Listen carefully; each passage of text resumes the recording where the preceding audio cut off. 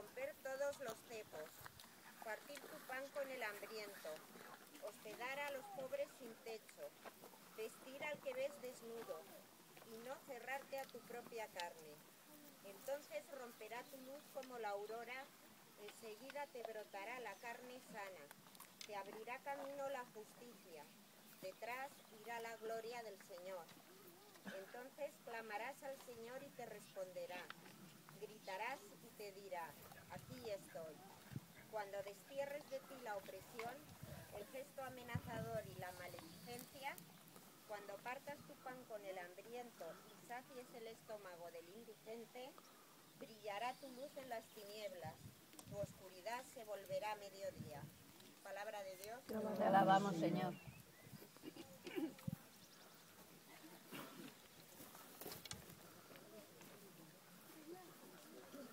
Bendice alma mía al Señor.